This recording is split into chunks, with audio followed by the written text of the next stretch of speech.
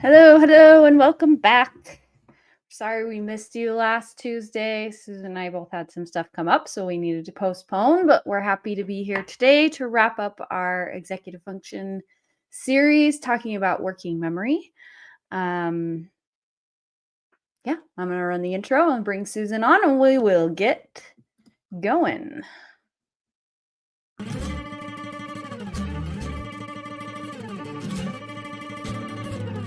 Hi, I'm Nicole, and as you have probably guessed, I have ADHD.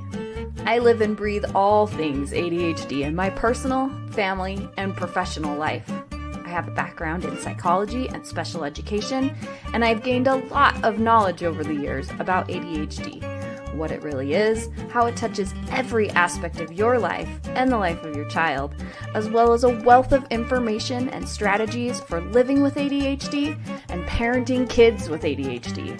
In this community, we share stories, we learn together, and we support each other as we navigate all things ADHD. Welcome.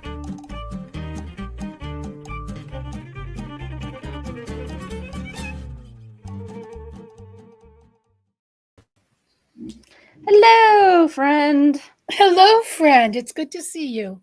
Yeah, how are we doing today?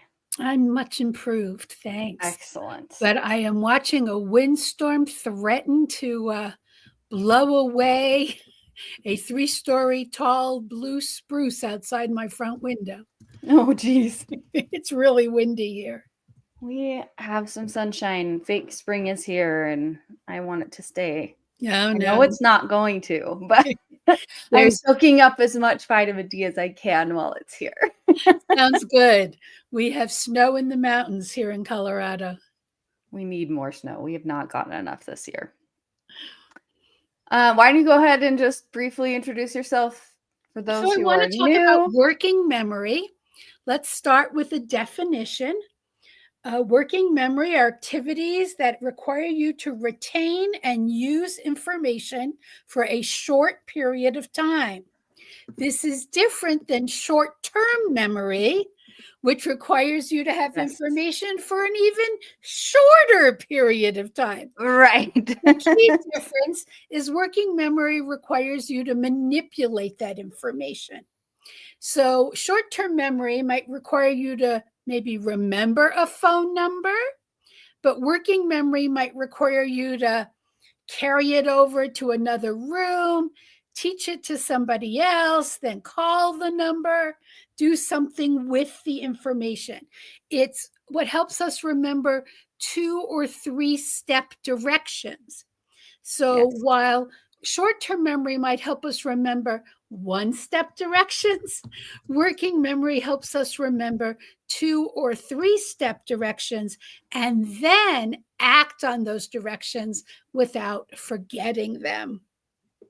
It can help us keep a story's elements in mind while we're listening to the rest of the story, and then be able to answer questions or then be able to act on what we've heard in that story to perform some task or even continue the story out loud. So when we have like these round robin kinds of stories, you maybe have to remember the characters' names or where the story is located while you're listening to the other person talk so that you can continue the story. And it can help us do mental math. So you're given several digits, and in the well-known intelligence tests, you have to manipulate those digits to say them backwards, perhaps, or put things in alphabetical order. All of those things are tasks of working memory. Awesome. You just went through like 10 of my points, so well done. I went and pulled out the old what's that? Pulled out the old cognitive psych textbook for this one. I just used Google. Well, yeah, but I did have a couple of things that I wanted to. So, working memory, you talked about temporarily holds on to information and then manipulates it. So the tasks that usually you'll see on cognitive testing that do this are going to be number or letter recall, where you're given increasingly long lists of numbers and then you recall them back. Then you might be asked to recall them backwards or manipulate them in some way. So maybe I'll say 1, 7, 2, 9, and you need to repeat those numbers back to me in the correct order, right? 9, 2, 7, 1. No, in numerical order, Susan. Oh, well, you want me to do that first? So 9, 7, 2, 1. There's your working memory tasks.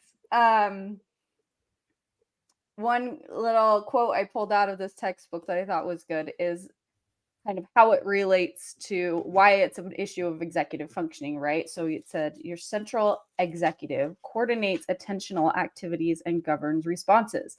The central executive is critical to working memory because it is the gating mechanism that decides what information to process further and how to process it. So you've got that piece of executive functioning in there that is kind of controlling what happens with your working memory. So let's explain that in English, Nicole. Okay, so I like to imagine executive functioning as like a little man in an office chair who's bossing everyone around, right?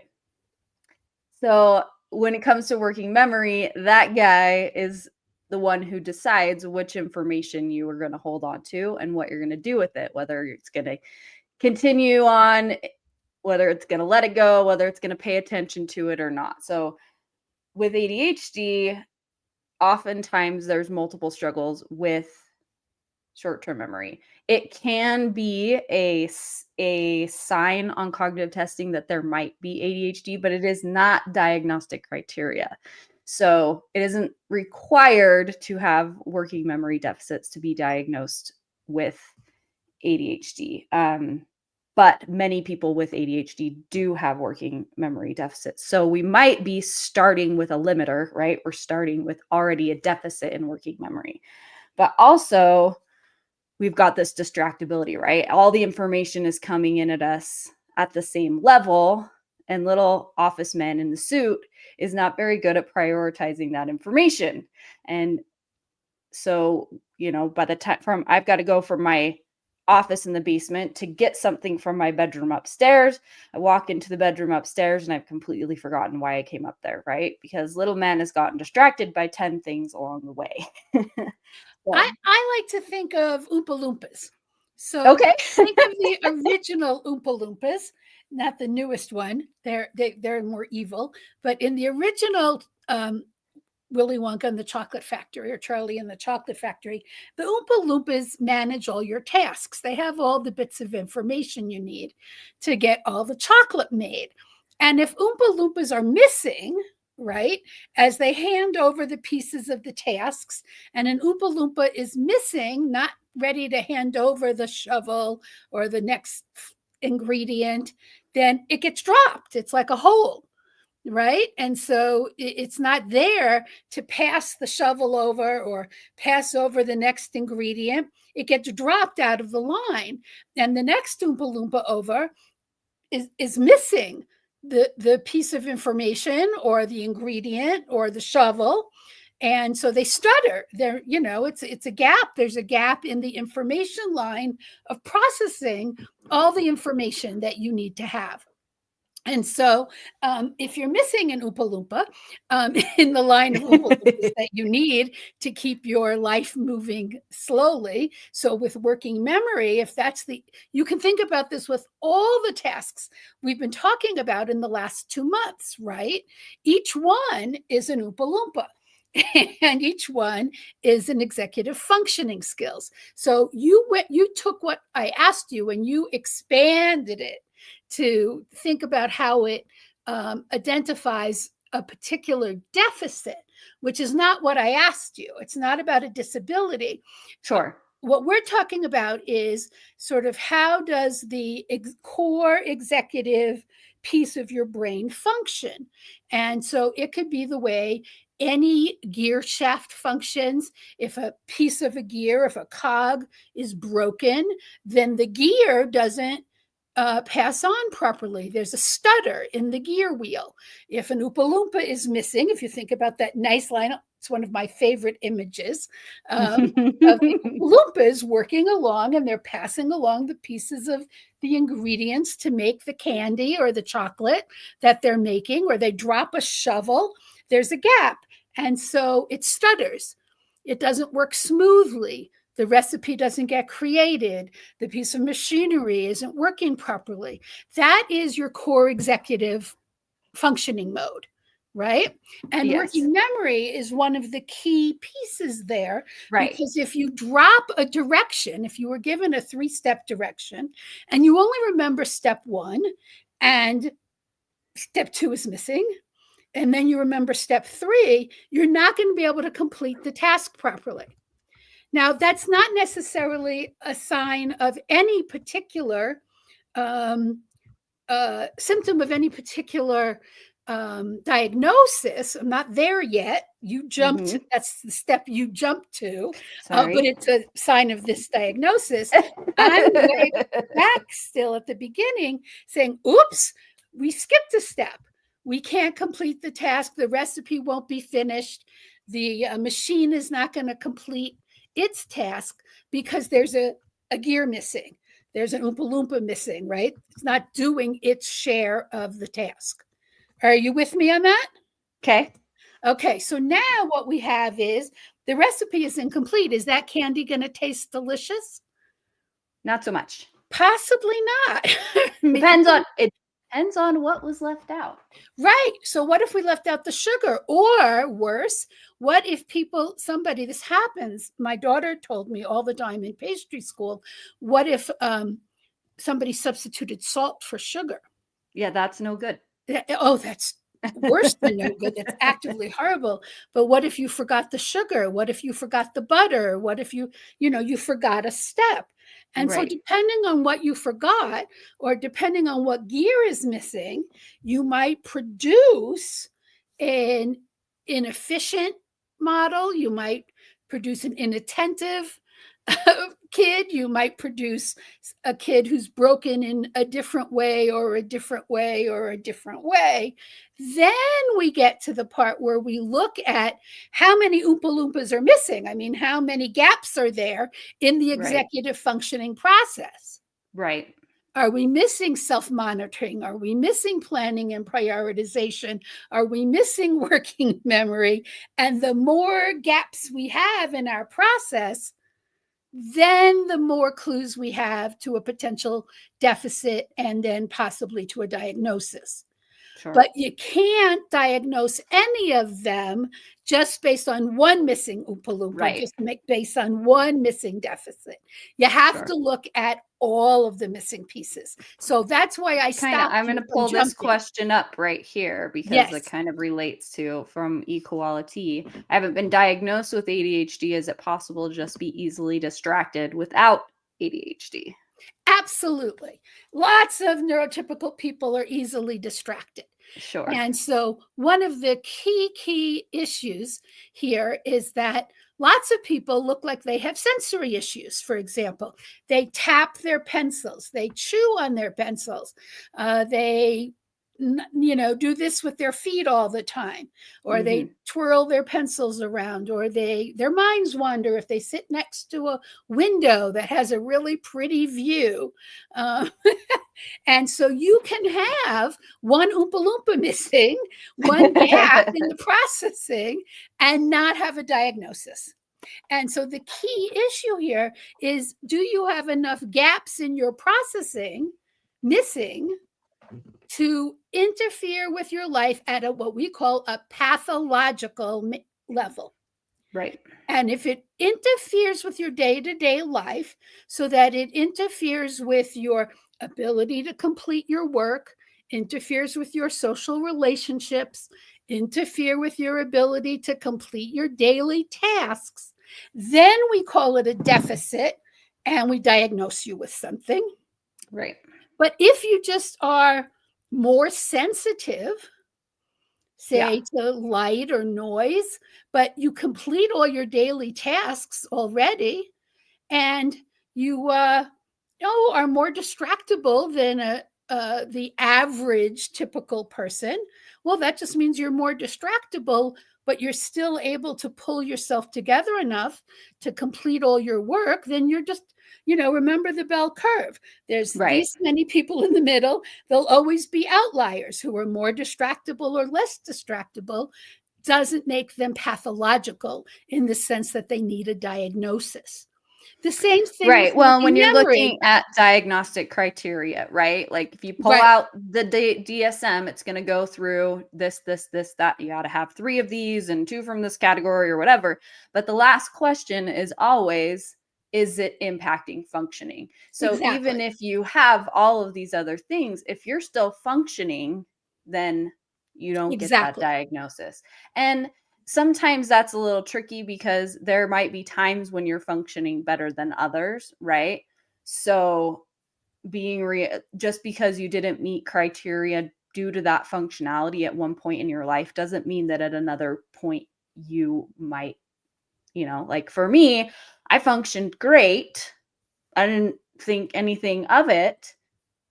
I got through school. I did fine. The time when it became too much was really third child, right? Mm-hmm. So I could manage my life.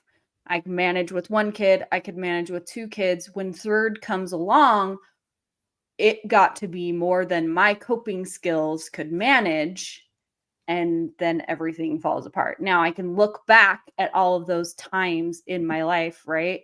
And see that ADHD was present there. I can see the patterns. I can go back to, the classes that I didn't get A's in high school were the classes that I thought were boring, or I didn't like the teacher, or like the homework was tedious and I felt it was pointless, so I didn't do the work, right? Okay. I still did fine. I got a B+ instead of an A in the class, right? So my functioning was still fine, but I could see, that's interesting. And then all these kind of social interactions that I had when viewed through this new lens made a lot of sense. But at the time, I would not have been diagnosable when I was in high school because I was functioning great.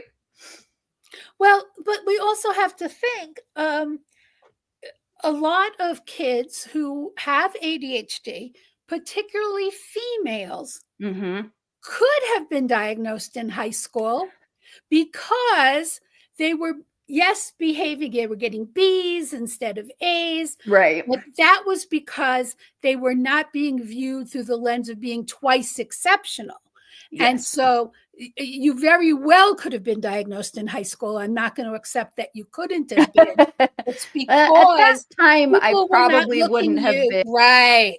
They didn't have the right filter to look at you. Yeah, because I was twice exceptional. Exactly. I was a girl. I, was not typically presenting. And in the late 90s, they weren't diagnosing a lot of inattentive type girls. Well, yes, they lots they of were doing some, but not they didn't have the understanding that we have now about how it presents so differently in girls. And I would say boys. It's still true.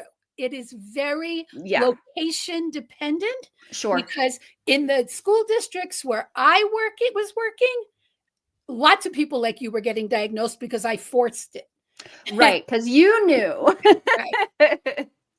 So I want to come back to working memory for a minute because okay, I'm going to bring this question up here too because this is tricky for a lot of people who don't have our background, and that is is that short-term memory or working memory. Right. So I want to be really clear that short-term memory is just remembering some information, like a phone number. Right. Somebody tells you their phone number, and by the time you get around to writing it down, you forgot it. That's short-term memory. Working memory means manipulating information. So that's reversing the digits. That's mental math. You have that's remembering multiple step directions. It's not just remembering the information, but being able to how well you can keep that information there so that you could use it, not just is the Exactly. information there. The working memory is different. It has to have, it's not just remembering a piece of information, but it's doing something with that information.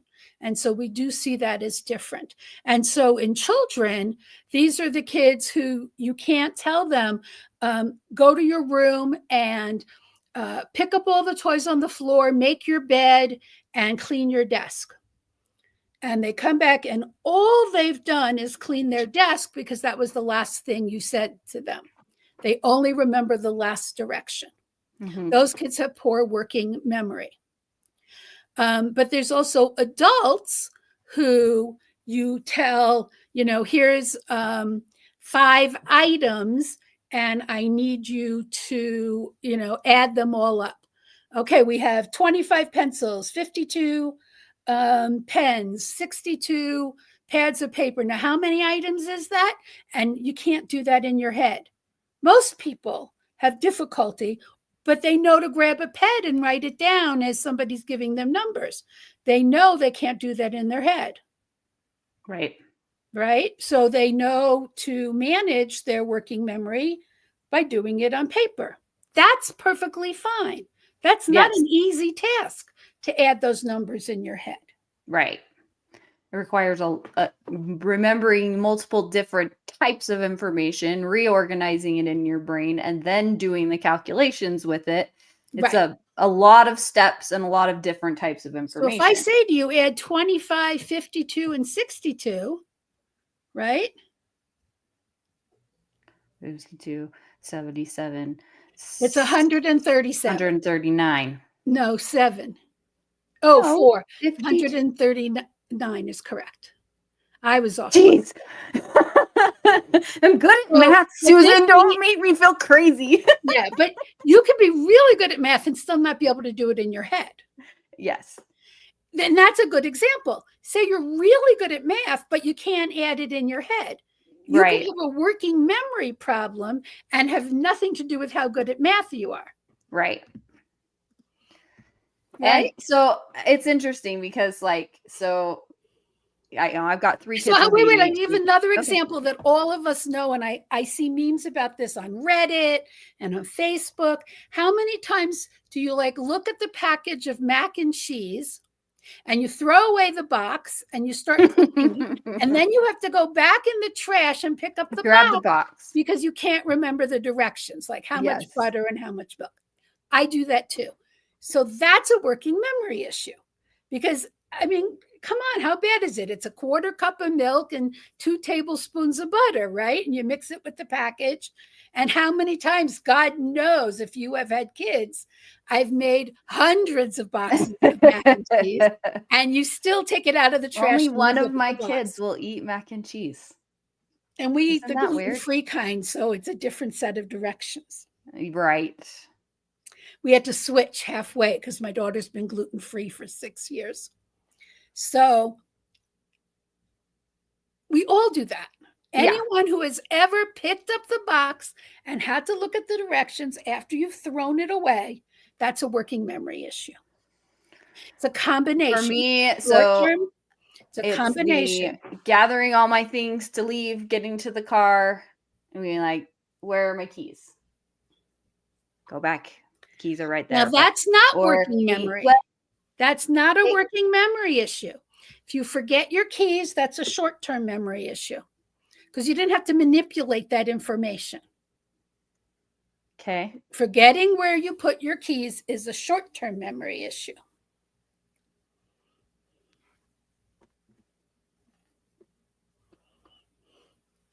Sorry. You're just destroying my examples. I'm sorry. No, I just lost my train of thought. Is the problem. So there's my working memory issue. That's your working memory issue.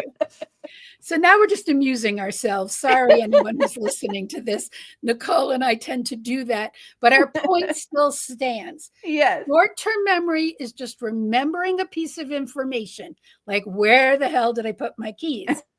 But working memory is manipulating that information to be able to create a recipe. So in fact, when my daughter had her middle school neuropsychological evaluation, and we determined she had no executive functioning skills whatsoever, which was holding her back in school despite having profound intelligence. She's considered profoundly, I can't think of the word, gifted. Is to teach her to cook. And the reason is that using a recipe is an example of multiple kinds of executive functioning skills that we have been teaching you in these podcasts. Planning and prioritization.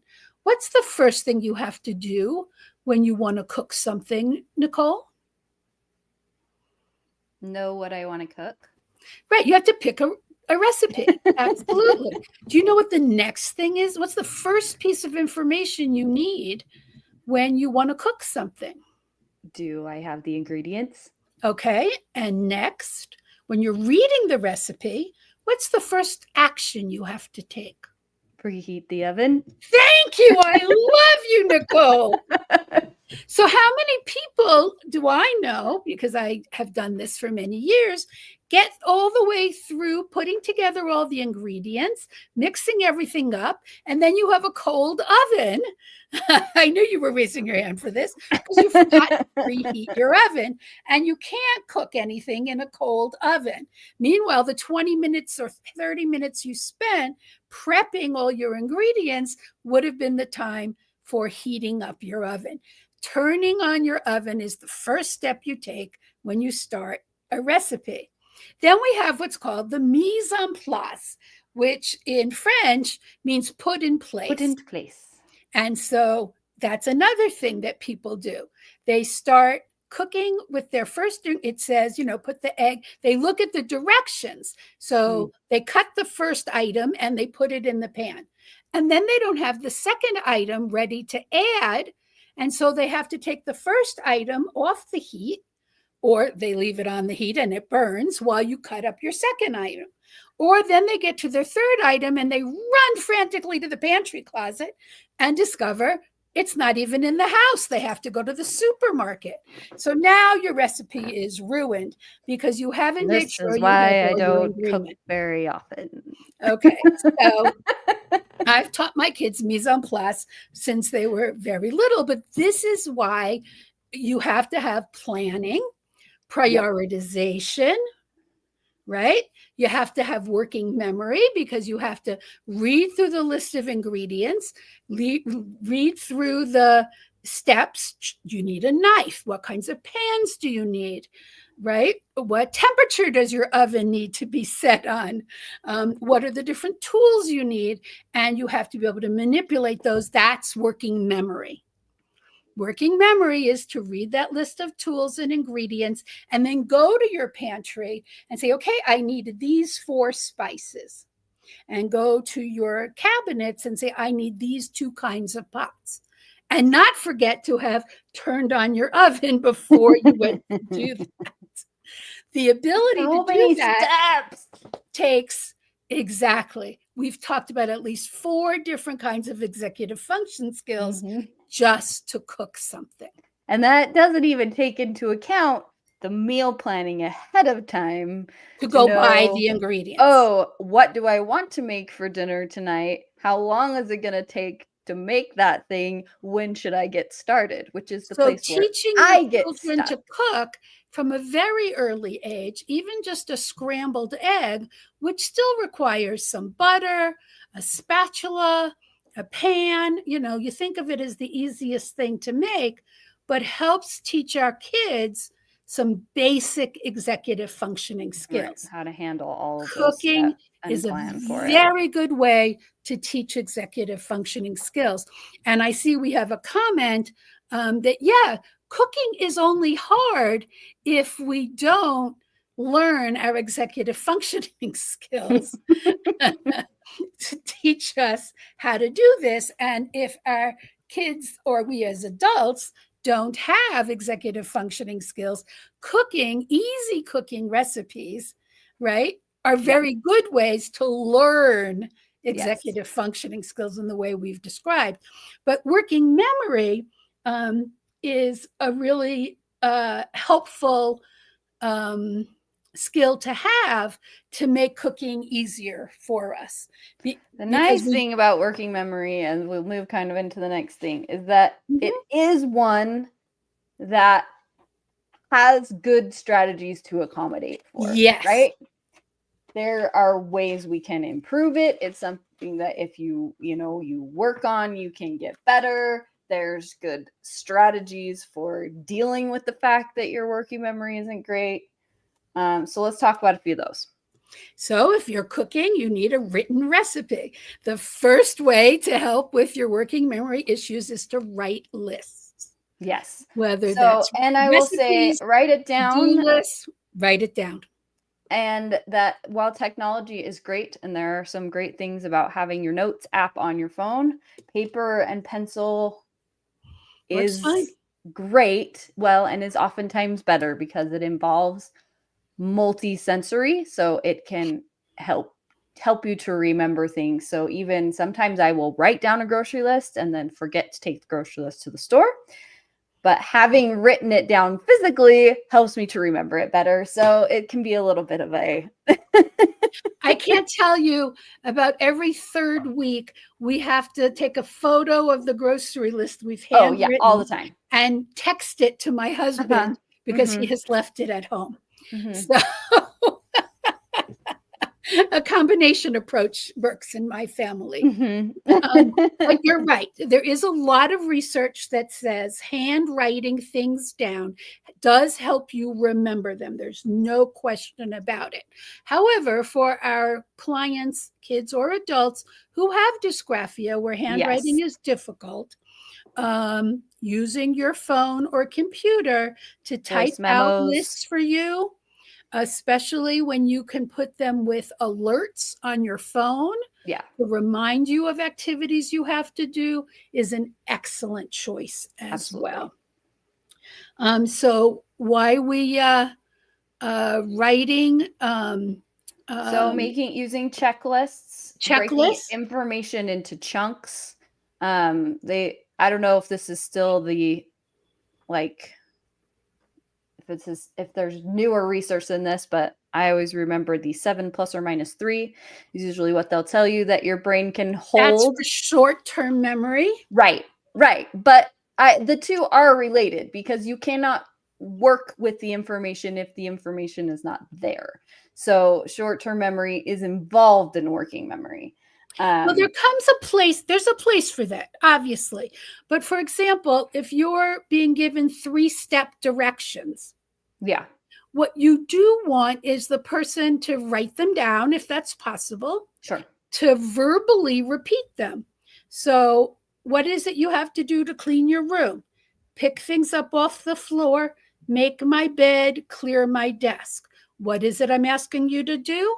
Pick things up off the floor, make my bed, clear my desk. So that's not a 7 plus 3 kind of thing. I'm only asking you to remember 3 directions. So you can write them down, you can verbally repeat them. But that 7 plus 3 is much smaller pieces of information, Nicole. It's the digits and the phone number.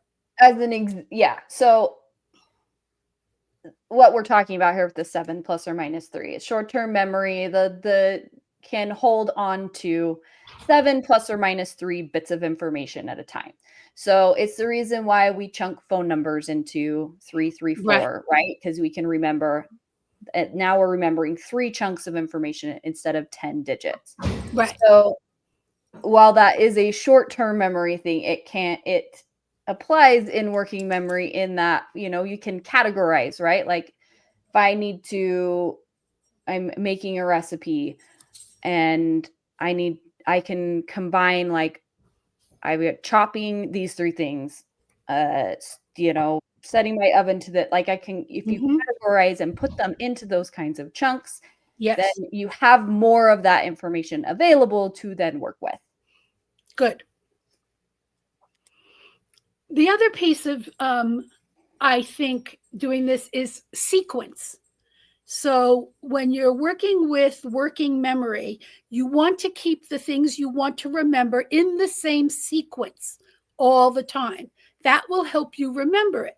So if someone's giving you a 3-step direction, they should say it in the same sequence every time. So I'm going to stick with my room cleaning of clear your floor, make your bed, clear your desk. Next time, don't say it, make your bed, clear your floor, clean your desk. Don't change the sequence. That confuses our brains. Right. So what we want to do, is keep it in the same sequence every time we're giving the directions. So a lot of this is kind of, if you have a working memory deficit, right? Minimizing the amount of work you have to do with that information. No, I'm not even talking about a deficit. I'm just, again, I'm not talking about deficits or disabilities here.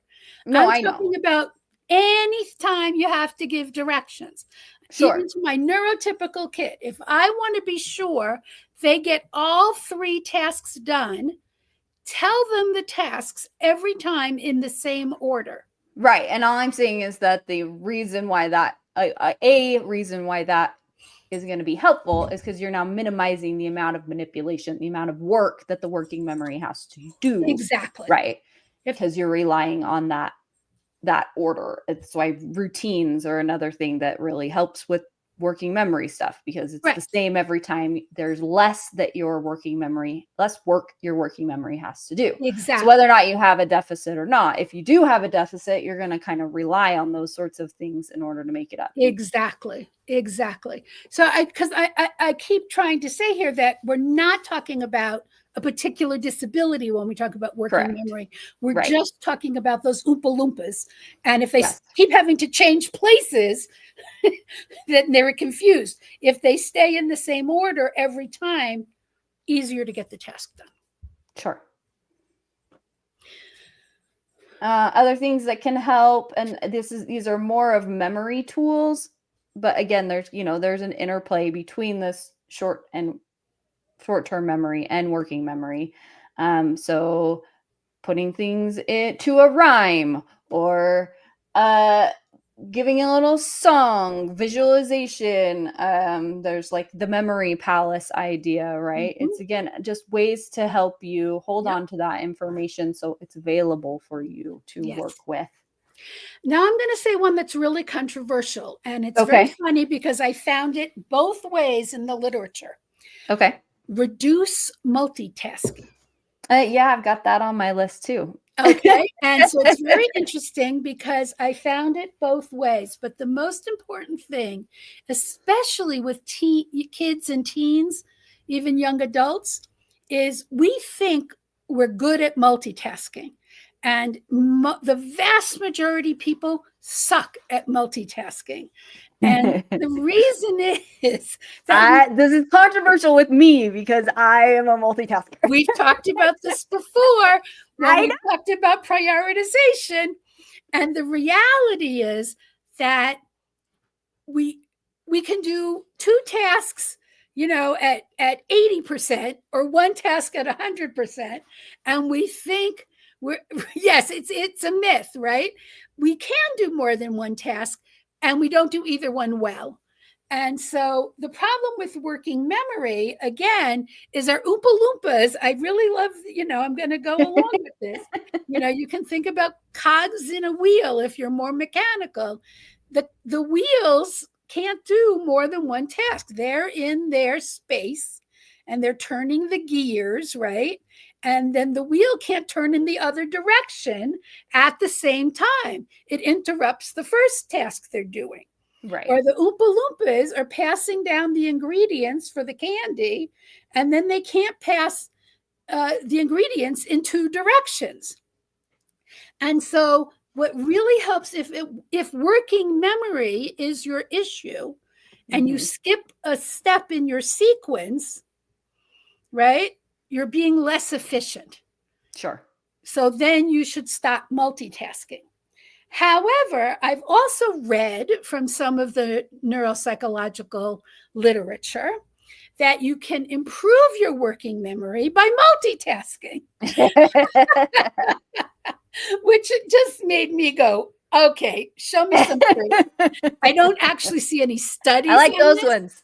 Send me that research. Yeah, really. I didn't actually see any research, but just some suggestion that if you wanted to, help strengthen your working memory, you could try doing 2 tasks at once. And Okay. to me, that felt like juggling.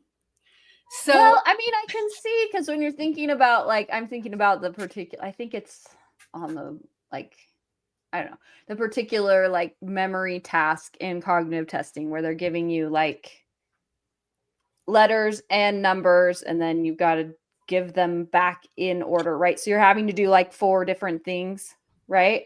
So you're essentially going back and forth between a 2 few tasks. different tasks, right? So I could see the logic behind, like, when you're exercising, you're trying to get stronger, like, you're going to push against that boundary as hard as you can. Yeah. Rip that muscle a little bit, and then it grows back stronger. So I think when we think of do multitasking in that way of, like, an attempt to expand our working memory, we got to start with, we're going back and forth between 2 small similar tasks, right? So that maybe will increase our ability to manipulate and then push, right? Yeah. Well, yeah, but like dissimilar tasks. Dissimilar, but similar enough that it's not like you're trying to do, like, read a textbook and cook dinner at the same time, right? Like, those are not 2 tasks that you're going to be able to do at once. But yeah, so this is a comment. So Runkle is a lawyer with a YouTube channel that he talks about his ADHD a lot. He says, I remember Runkle talked about multitasking makes a boring task interesting enough for him. And so that's where I would say, like, I'm a multitasker in that. So you're saying, okay, right. So I can do 2 things at 80%, or I can do 1 thing at 100%. Sometimes for me, it's I can do 2 things at 80%, or I can do nothing. So 2 things at 80% is an improvement over the nothing, right? So sometimes using that other, like, stimulus to keep, I say, keep the monkeys entertained so that I can do the boring work is a little bit different than multitasking, but yeah. The issue is doing dissimilar tasks, so your different parts of your brain are stimulated. Sure. So if you're trying to do 2, like, listen to our lovely, exciting, stimulating podcast and also read a book, you're going to miss what we're saying, or you're going to forget what you read, because too much the same language. parts of They're your both brain activating, are being stimulated. If you're trying to knit or crochet while you're listening to us, you will be able to do both tasks because different parts of your brain will be engaged. Right. You will be able to cognitively process what we're saying, while the motor part of your brain is, I do this all the time. I take crochet or knitting with me to professional conferences because I don't really take notes, or there's not a space to take notes because I'm just sitting in a chair, but I need to keep my hands occupied. So I'm doing dissimilar tasks. And in the exercises that people promote to help with your working memory, they have tasks where you're doing a visual task and then an auditory task, and then a visual task and then an auditory task. And so it's the dissimilar tasks that help improve your ability to multitask. But if you're doing 2 things that are too similar and are both engaging the cognitive part of your brain, you will be less efficient. Makes sense. Okay, so that's where the problem comes. Yep. The last thing that I want to say about how to improve your working memory is how you eat and sleep. And I know this and I will add exercise to that. There's actually quite a bit of research that suggests that daily exercise can specifically improve working memory. Yes. They haven't necessarily figured out, the why that is. Is it just general cognitive is better when you're daily exercise? But yeah. Right. So but sleep is a big one. Sleep is huge for better working memory, but so is your diet. And so Yes. they specifically, I'm trying to find the list. And of course, because I And thought I had it hydration. keyed up and they took it away. Drink But lots of water. berries, fruit, certain kinds of berries and fruit, proteins and fats. So not carbohydrates. Right. But all kinds of berries, avocados, high fat proteins in small quantities, of course. But Nuts and those seeds. things help build the synapses in your brain, Yep. which is not my usual recommendation, but in this particular case is consistently recommended as support for the intellectual activities that are important to do to help in this area. It's not no carbs. No, You can I didn't still say have that. carbs. I know. I just said this comment said, "Oh, no no, carbs." no. No, I not said in no carbs, addition, add to your diet. but not only carbs. Right. Add to your diet. Which can be tricky with the sensory small children who only want to eat crunchy carbs. Yes. Like my So 9-year-old. a lot of smoothies with fruit in them. With Your kids would drink smoothie? None of my kids will drink a smoothie. They would rather both die. my kids love smoothies. I wish. I tried so many times because you can sneak all kinds of stuff in a smoothie. No. The texture, none of my kids will. They'll drink chocolate milk. They will not. We started chocolate milk at a hugely we do early age because they wouldn't drink plain milk. So I mean, I didn't care. Let them put a couple of tablespoons of chocolate like Ovaltine or the instant breakfast. I put straight chocolate syrup in their milk. Yeah, who cared? I try because all of my children went through a period of at least 18 months. My 9-year-old is still in this period, so he's been in it for about 8 years, where they would 90% of their diet was chocolate milk. So we're trying to okay, we got to get some other nutrients into this child. So we went with the Ovaltine or the instant breakfast packets because they're fortified with vitamins and stuff. So Carnation was Aviva's. Yep. Yeah. Yep. That was the only one she would do is the Carnation instant breakfast. Yep. Sometimes I can sneak in a little. There's a particular protein powder I found that it's like Kids Grow, or so. It's supposed to be one to help kids grow, and they will drink with half a scoop of that in there. So you sneak the vitamins in where you can. But we're getting off task. So I'm going to circle back around. One more thing that I had on my list that we haven't talked about yet is mindfulness practice. Oh, good. So I had 2 more, and that's one of them.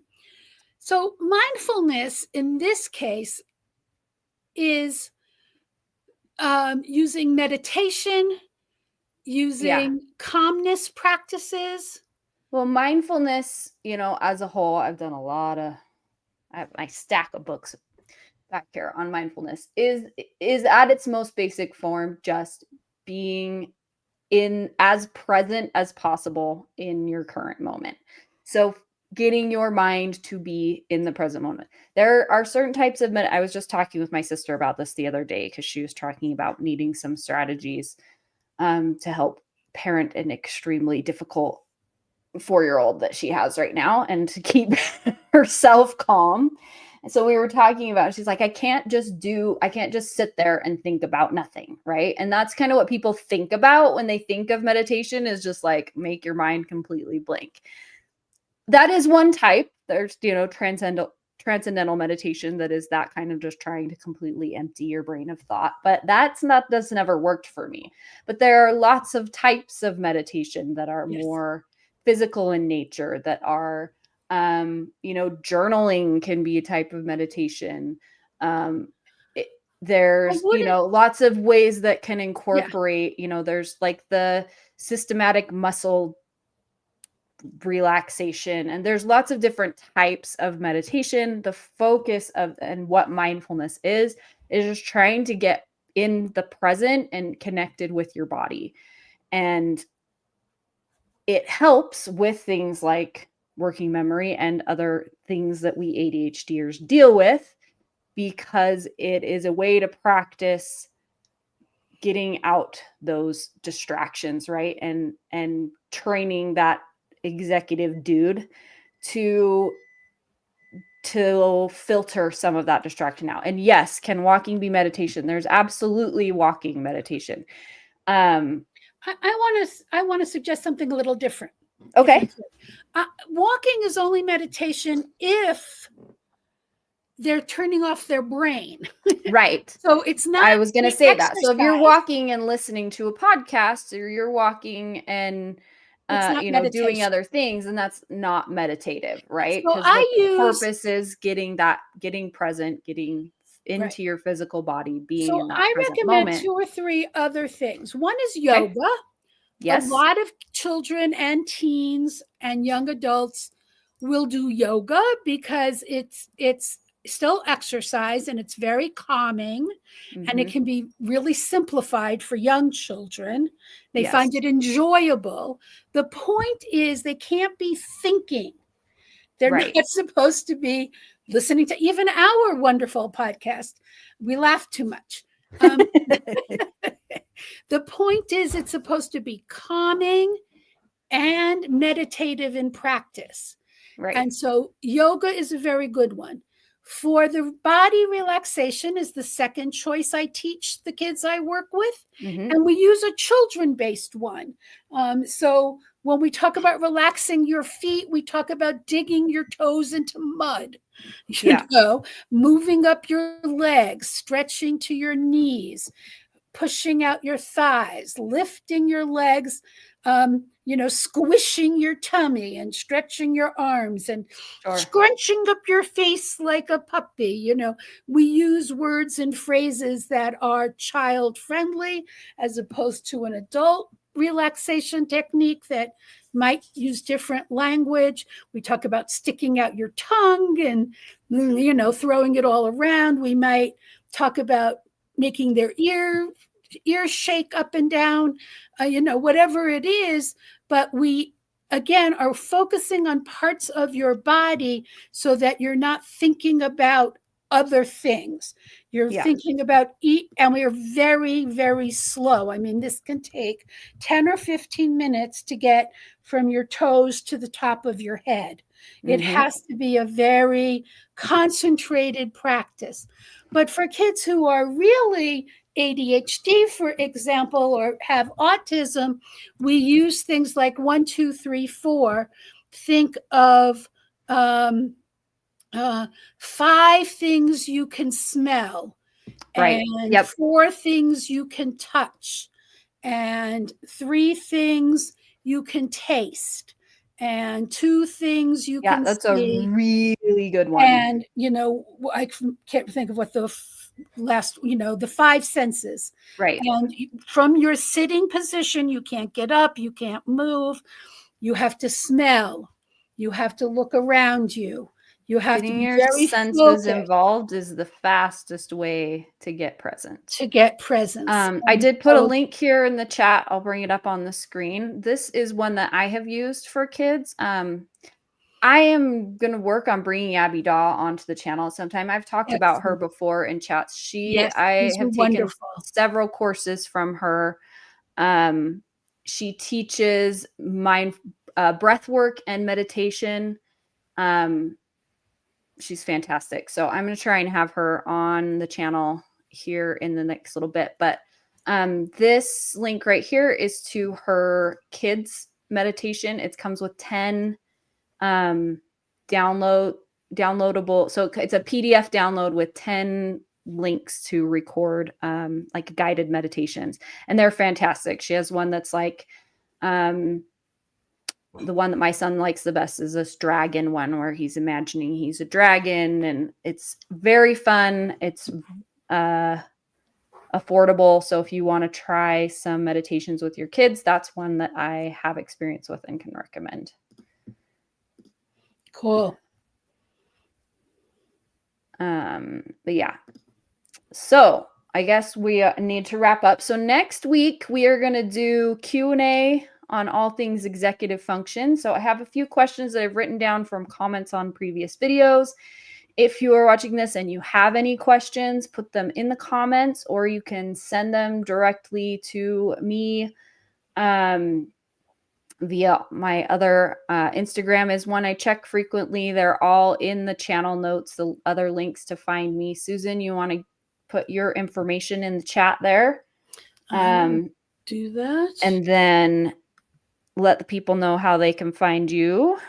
Send us your questions. We'll do just an hour of Q&A, executive functioning stuff, and then we will move on to our next topic. So if there's topics that you it's not actually letting me comment here. Oh, that's weird. Yeah, I know. It's wanting me to do a whole bunch of stuff. I'll make sure it gets... Here, can you open up the private chat and put it in there, and then I can put it in? That? Yes, it'll let me do that. Okay, put it in the private chat, and then I'll put it down. But you can reach me at drsusanblumberg.com, and you can call to schedule a free consult at callcoachsusan.com. So yeah, if you've got ideas, topics you'd like us to address, things you'd like us to do next, Susan and I will have a little planning meeting here coming up soon, and set up our next our set. Series. Oh, there's that one, and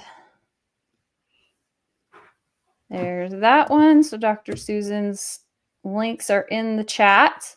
If you have any questions for us going forward, one's on executive functioning for next week, but then any other topics that you are interested in us covering as we plan out our next few weeks of topics, and we will see you all next week. Anything else you want to add before we roll the credits? Oh, and it just put me through to the comments. I had to click on a few things. No, I think this was a very exciting session today, because I'm really excited that we talked about working memory in this very concrete. It's not just a diagnostic thing. Right. It's just a way that all of us have to impact our ability to interact with the world. And I think that's really important, because I think people have to, oh, wow, I forgot something. What is it when I forget my keys? Or what is it when I forget to turn on the oven when I'm doing a recipe? And sure. Something that impacts a lot of us in our day-to-day life. And I'm glad we were able to show the connection between, all of that, from neurotypical people to people with a bunch of different disabilities. And that's important. I'm glad we were able to share that with our audience. Yes, and glad to be back here. We missed you guys last week, but we will be back next Tuesday. Same bat time, same bat channel. Sounds good. So bye, everyone. Thank you for watching. If you haven't already, please like, comment, and subscribe to the channel. This video is not a substitute for counseling, psychotherapy, medical, or mental health care. The information and advice shared here should not be used in place of any form of diagnosis, treatment, or therapy. Information provided here does not involve diagnosis or treatment of medical or mental or psychological disorders. If you feel the need for professional support, please seek a local professional in your area. This video is for educational and entertainment purposes only.